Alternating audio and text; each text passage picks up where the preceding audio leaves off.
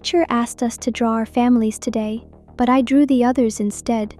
The mathematician who dreams in numbers, the painter who sees sounds, the musician who hears colors.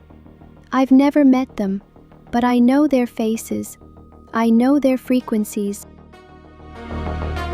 I haven't slept in 4 days. Every time I close my eyes, I see equations I've never studied solving themselves. And I hear voices? No, not voices. Frequencies. 11 distinct frequencies, all searching for each other. My paintings used to take weeks. Now they complete themselves in hours.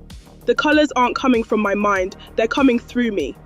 Like I'm a radio receiver tuned to a station that's been broadcasting since before humans learnt to speak. Last night, during rehearsal, my violin started resonating at frequencies I wasn't playing. The conductor stopped the orchestra. Everyone stared, but I could hear it. The other 10 scattered across the globe, all vibrating at the same fundamental frequency. All of us, instruments in a symphony we didn't write. Located, cataloged, targeted. The 11 resonances have been triangulated. Begin isolation protocols. They cannot be allowed to converge. That intercepted transmission was 3 days ago. Since then, 2 members of what Dr. Mira Solen calls the spiral choir have gone missing. Another is in protective custody. And the remaining 8 are racing against time to understand what's happening to them before the 3 alien civilizations arrive and make the choice for us.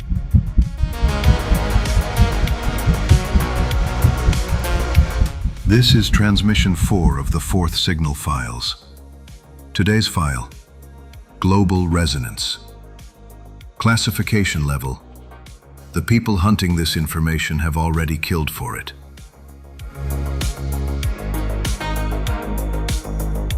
What you're about to hear are the profiles, the awakenings, and the early attempts at unity of 11 people who never asked to become humanity's best hope for independence.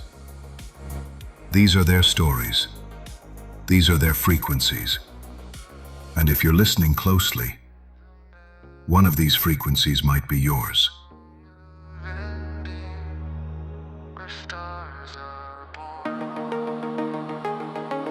Let's start with the 3 who awakened first, in the immediate aftermath of Dr. Mira Solen's activation of the cave glyphs in Ecuador.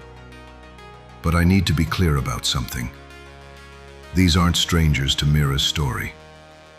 2 of them were actually there, part of the original expedition, which means their awakenings weren't random.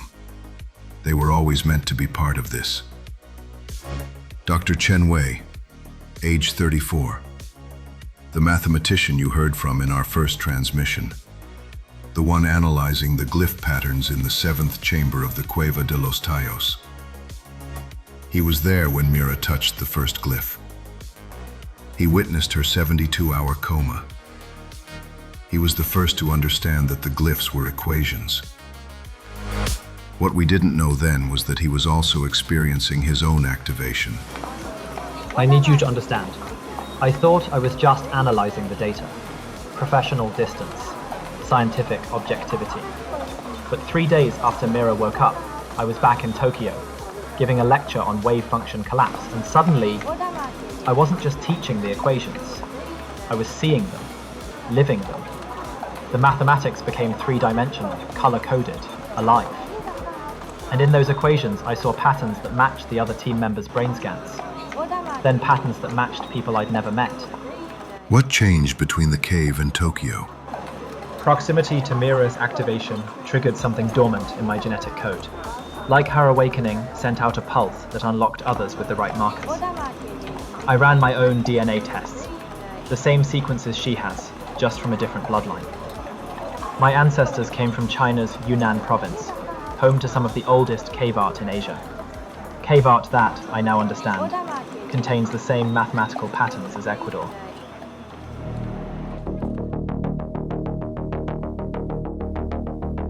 Chen's grandmother used to tell stories about singing caves in the mountains. He thought they were folklore. Now he realizes they were genetic memory, instructions passed down through generations, waiting for someone with the right frequency to decode them.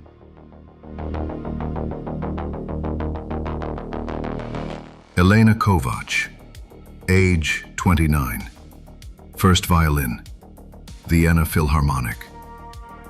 Unlike Chen, Elena wasn't in Ecuador. She'd never met Dr. Solène. But 3 weeks ago, during a performance, something changed. I've performed the Beethoven Violin Concerto hundreds of times. But that night, third movement, Allegro section, I started hearing harmonics that weren't in the score. Not between the notes, entirely new notes. My body was playing them before my mind understood what was happening. The violin was vibrating at frequencies I could feel in my bones, in my DNA. Music has always been my language, but after that night it became more. Every sound has color now, every color has taste. Every taste has mathematical structure. It's like my senses merged into one meta-sense that perceives reality as pure vibration. And the first thing I perceived clearly was the others. 10 distinct frequencies calling out, trying to find each other.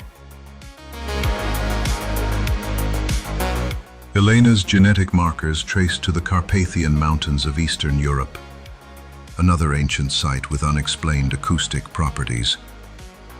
Her great-great-grandmother was a Roma violinist who claimed she could play songs that hadn't been written yet. The family thought she was mad. Turns out she was activated, alone, with no one to explain what was happening to her. And then there's someone who was also in Ecuador, witnessing everything. Dr. Sarah Okonkwo, age 42. The neurologist who was monitoring Mira's vitals during those critical 72 hours. She saw the brain scans. She documented the impossible neural changes. What she didn't tell anyone was that she was experiencing the same changes herself. I was maintaining professional objectivity while my own neurons were reorganizing. I could feel it happening, new pathways forming, sensory systems integrating. I thought I was having a sympathetic response, some kind of psychological contagion from working so closely with Mira. But then I ran my own neuroimaging, and I wasn't imagining it. My brain was restructuring itself in real time. What made you realize it wasn't a medical crisis? The precision, the intentionality. If this were a stroke or neural degradation, it would be chaotic, destructive. But the changes were elegant, purposeful. My visual cortex was integrating with my auditory processing centers. My motor cortex was connecting to regions that handle abstract reasoning. I was becoming a different kind of consciousness while trying to document someone else's transformation. Dr. Okonkwo can now perceive consciousness as a physical structure. When she looks at someone, she sees their neural patterns, their frequency signature, their genetic activation level. She's become a living diagnostic tool for human evolution, which is crucial because her younger sister is also part of the spiral choir. Ife Okonkwo, age 26, visual artist, Lagos School of Art. Critics called her work painting pure emotion. After her awakening, which happened the same week as her sister's, they stopped calling it art and started calling it something else. Sarah tried to warn me. She said, I might be experiencing activation symptoms soon. that our family carried the markers. I thought she'd lost her mind from stress. Then, one morning, I woke up and colour was alive. Not metaphorically, literally alive. I could see sounds. I could paint music. I could translate frequencies into visual form. Ife's latest exhibition had to be shut down because too many people were having unexpected experiences. Emotional breakthroughs. Genetic activations. One woman said looking at Ife's paintings made her remember a language she'd never learned. That language was Valari, the alien harmonic script from the story we heard in episode 3. I'd painted it accurately without ever seeing it. When Aerolink compared my work to the decrypted archives, the match was 94.7% accurate. I'm not creating art anymore, I'm channeling it. Translating frequencies that have been broadcasting for 90,000 years into something human eyes can finally see. So that's 3 of the first awakened. Dr. Chen Wei and Dr. Sarah Okonkwo, both present at the original activation, both changed by proximity to Mira's transformation. And the Okonkwo sisters, Sarah the scientist who can diagnose consciousness, Ife the artist who can visualize it. But they weren't alone. Around the world, 8 others were experiencing their own awakenings, each unique, each terrifying, each undeniable. But the most disturbing, or perhaps most promising, awakenings happened in children. 3 members of the Spiral Choir are under 12 years old. That shouldn't be possible. The genetic activation protocol was designed to trigger in adults with fully developed neural structures. But Tavorien and Aelia apparently understood something we didn't. Children's brains are still forming, still plastic, still capable of incorporating entirely new ways of thinking. I've always heard the songs. Before I could talk, I could hum the frequencies. My mother thought I was gifted. The doctors thought I might be on the spectrum. But I'm not different. I'm just early. The activation happened before I learned to ignore it. Amara Kimani, 7 years old. IQ tests are useless. She solves them before reading the questions. Not through intelligence, but through what she calls listening to the answer's frequency. Her teachers are baffled. Her parents are terrified. And Aerolink Industries very much wants to study her. Last week, Amara drew a picture of her family. Not our family, another family. 10 adults she's never met, from countries she can't locate on a map. She knew their names. She knew their frequencies. She said, "They're calling for me, Mama." And soon I have to answer.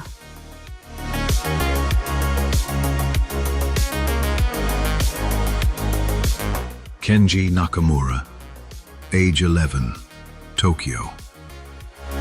Before his awakening, he was ordinary. Good student, liked soccer, struggled with English. After, he stopped speaking Japanese. Why speak one language when I can hear all of them? The 4th signal showed me that language isn't about words. It's about frequency patterns. I can understand anyone now. Not because I learned their language, but because I hear them mean. Kenji has demonstrated the ability to communicate in 23 languages he's never studied, including 3 dead languages and one that linguists can't identify. When asked where he learned them, his answer is always the same.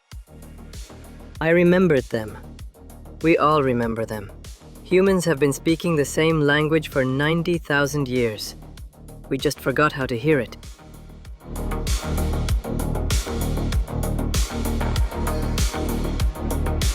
Isabella Ferreira, age 9, Sao Paulo, lives in a favela with her grandmother. No internet access, barely any electricity.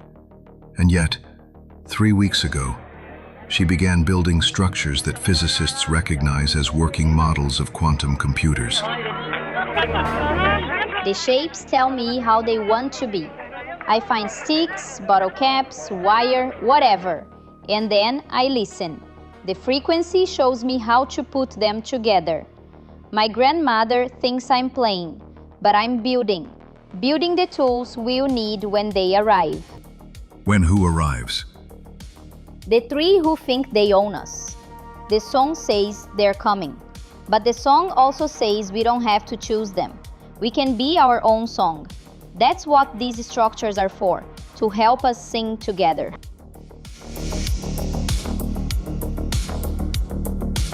The presence of children in the spiral choir raises questions Dr. Solène and her team at AeroLink aren't comfortable answering. Are these children safe? Will the neural changes affect their development? And most troubling, if 3 alien civilizations are coming to claim humanity, will they see these activated children as assets or as threats to be eliminated? The remaining members of the Spiral Choir each brings specialized knowledge that seems almost too perfectly matched to humanity's needs. As if Tavorien and Alia knew exactly what skills would be necessary to face the coming confrontation. Professor Marcus Webb, age 58, Oxford University, Comparative Linguistics and Ancient Cultures. He spent 30 years studying dead languages. Now apparently those languages are speaking back. I can read the Cueva de los Tayos glyphs now, not through translation, through direct comprehension. The symbols aren't a written language in the traditional sense. They're a notation system for frequency patterns. Each glyph is a musical instruction, a mathematical formula, and a genetic trigger simultaneously. It's the most elegant information compression I've ever encountered. Professor Webb's contribution to the Spiral Choir is crucial. He can decode the remaining 11 activation sites and help others understand what they're experiencing. But his awakening came with a price. I see meaning in everything now. Graffiti on walls contains encoded messages. Bird songs carry data. Cloud formations spell out equations. My mind is finding patterns everywhere, and I can't always distinguish between genuine signal and noise. The fourth signal opened a door in my perception, but it forgot to install a filter.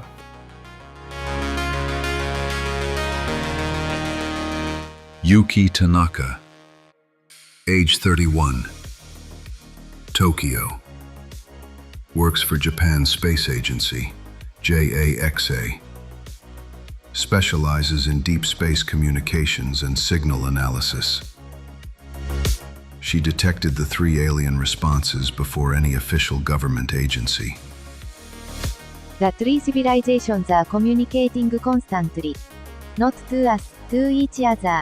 They are negotiating how to handle the human problem. I can decrypt their transmissions now, not because I learned their languages, but because my brain has become a universal translator for frequency-based communication. And what I'm hearing, it's not good. What are they saying? The Valari want to quarantine Earth until they can correct the deviation. The Greys are calculating the most efficient method to integrate humanity into their collective. The Zuurh'Thaa are preparing a culling. They will eliminate 80% of humanity and reshape the survivors into a warrior species. They are treating us like a failed experiment that needs to be reset. But there's a fourth signal too. It's older, very deeper, and it's coming from inside the Earth itself, from the original 12 seeding sites. It's like the planet is trying to help us remember what we are supposed to become. The remaining members round out the choir with equally vital skills. Dr. James Adeyemi, a geneticist from Johannesburg who can now directly perceive DNA structures like three-dimensional blueprints. Robert Hayes, an aerospace engineer from Sydney whose designs suddenly solve propulsion problems NASA has struggled with for decades. And Dr. Liam Foster, a diplomat from Geneva who can now sense emotional frequencies with perfect accuracy. Essentially a living lie detector. 11 people, 11 unique gifts, 11 pieces of a puzzle that Tavorian and Alia designed 90,000 years ago. But there's a problem. Most have never met. They're scattered across 6 continents, speaking 8 languages, and they're running out of time to learn how to work together.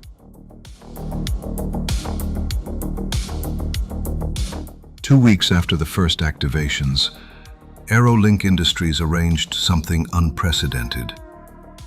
A secure video conference connecting all 11 members of the Spiral Choir. I've obtained audio from that call. What starts as awkward introductions quickly becomes something much more significant. Thank you all for agreeing to this call. I know this is overwhelming. I know some of you are scared. Some of you think you're going crazy.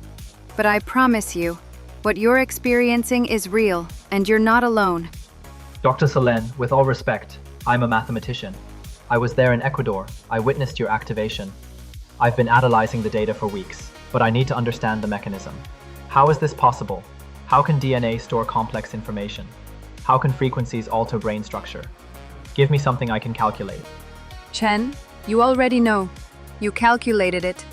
Those equations you showed me from the glyphs, they contain the full technical specifications. But you don't need me to explain this. Close your eyes. Listen to everyone on this call. What do you hear?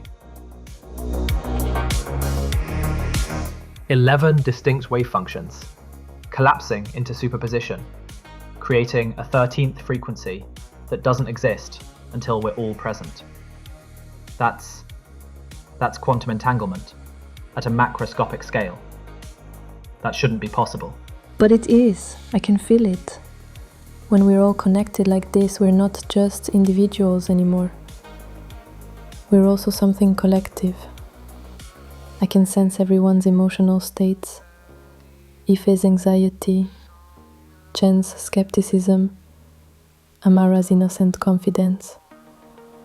We're sharing consciousness without losing ourselves. This is what they wanted us to learn. The Valari share everything but lose themselves. The Greys keep themselves but share nothing. We're supposed to be both, individual and collective at the same time. That's the 4th signal. The child is right. I've been studying the linguistic patterns in the activation codes.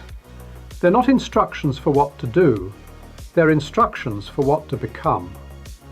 A new form of consciousness that humanity has never experienced before.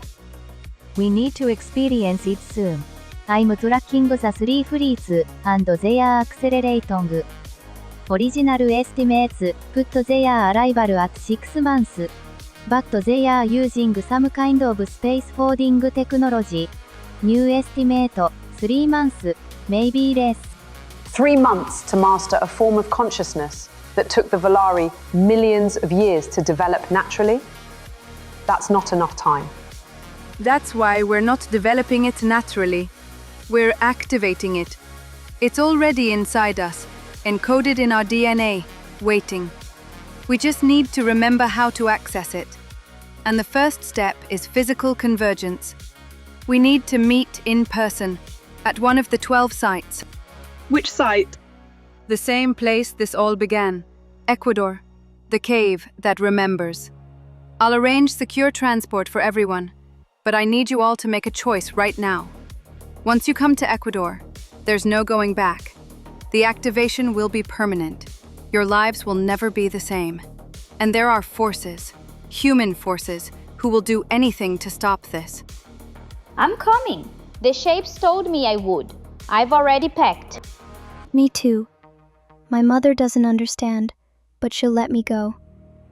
The frequency told her to trust. I'm afraid. But I'm more afraid of not coming. Of not becoming what I'm supposed to be. I need equations, yes. But even more than equations, I need to understand. I'm in. Music has always required courage. This is just a new kind of performance. I'll be there.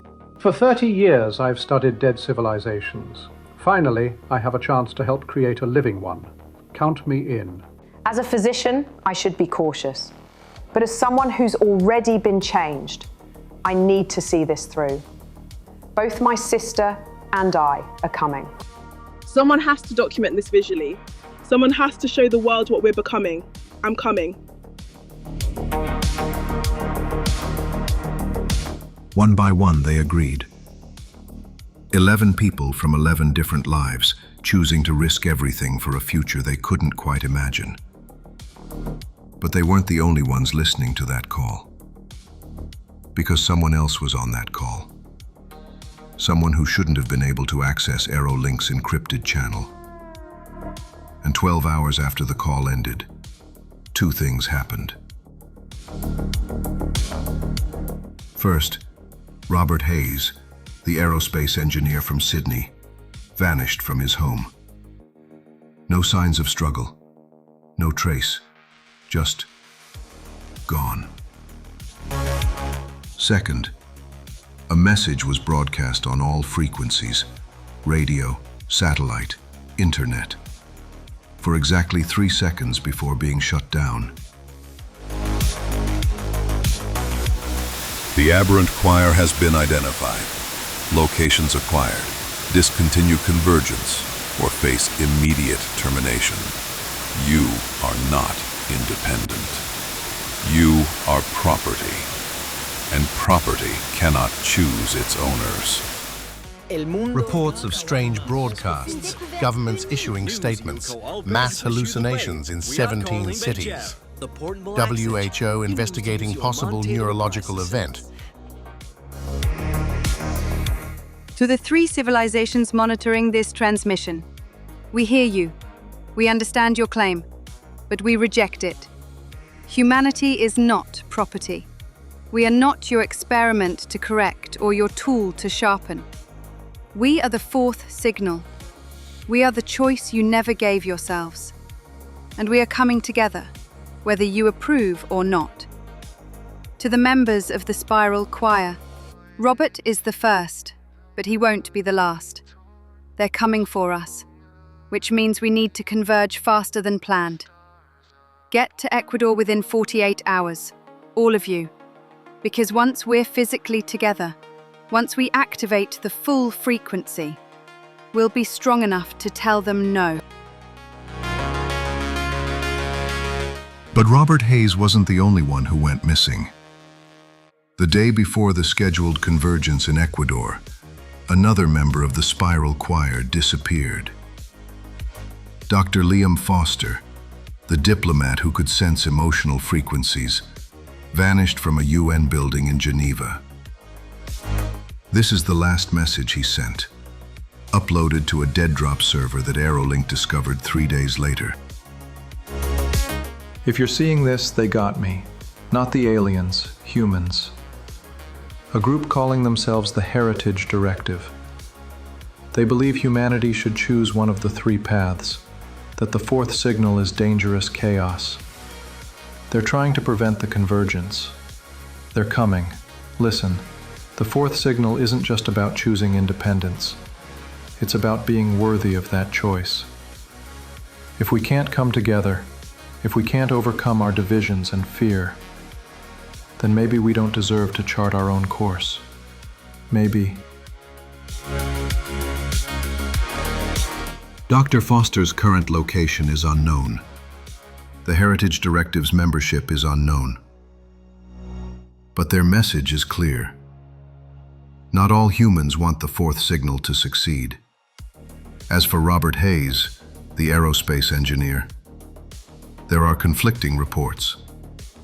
Some say he was taken by government agencies. Others claim he left voluntarily, believing the activation was too dangerous. But Yuki Tanaka, monitoring all frequencies, detected something 3 days ago that changes everything. I picked up a transmission from low Earth orbit. It was Robert. He's alive, but he's not on Earth anymore. Someone, or something, took him off planet. And the transmission signature matches none of the 3 alien frequencies we've been monitoring. A fourth party? Maybe, or maybe something older. The signal came from the dark side of the moon, from coordinates that don't match any known structure. And it was broadcasting in a frequency pattern that matches the original seeding sites. Someone has been on the moon for a very long time. And now they are getting involved. So here's where we stand. 11 members activated, 2 missing under mysterious circumstances, 9 preparing to converge in Ecuador within 48 hours, 3 alien civilizations closing in, a human resistance group trying to stop the activation, and now, apparently, something ancient on the moon that may or may not be on humanity's side. The spiral choir is forming, but it's forming under siege. The question is no longer whether they can activate the fourth signal. The question is whether they can survive long enough to do so.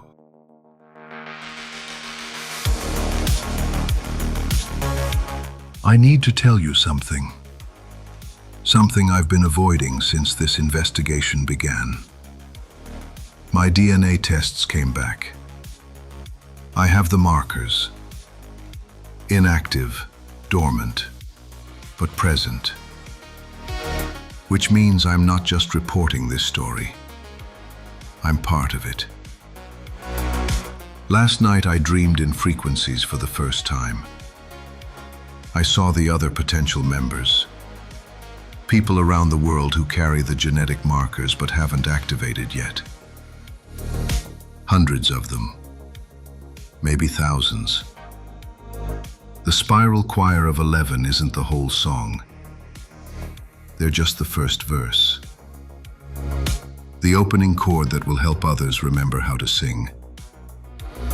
In 48 hours, 9 members of the spiral choir will converge in the Cueva de los Tallos in Ecuador. What happens there will determine whether humanity gets to write its own future, or whether one of 3 alien civilizations writes it for us. But there's something the aliens don't understand. Something Tavorien and Alia knew 90,000 years ago when they sacrificed everything. Love isn't weakness. Diversity isn't dysfunction. Individual consciousness preserving itself within collective purpose isn't a bug. It's the ultimate feature. It's what makes humanity dangerous. Not dangerous to them, but dangerous to control. Because you can't predict what a species will do when they're genuinely free to choose.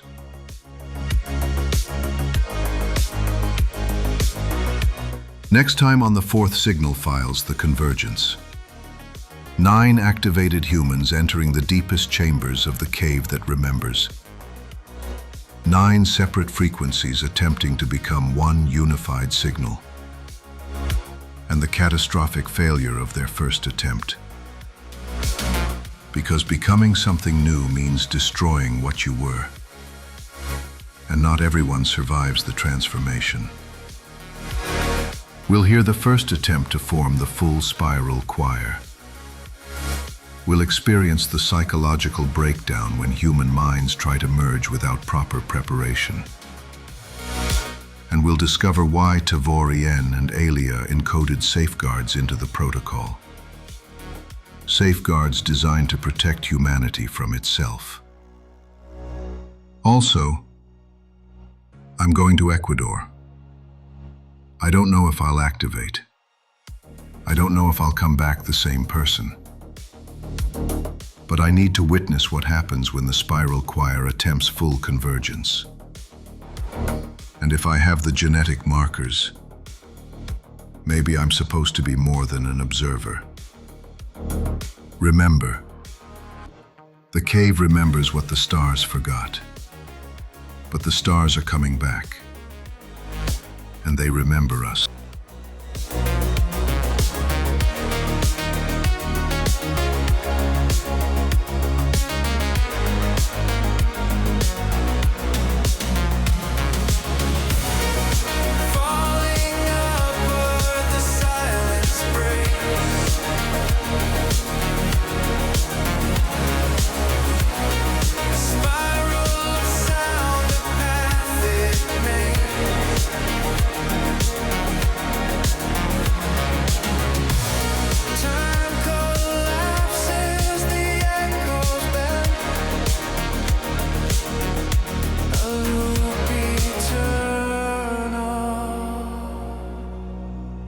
No star.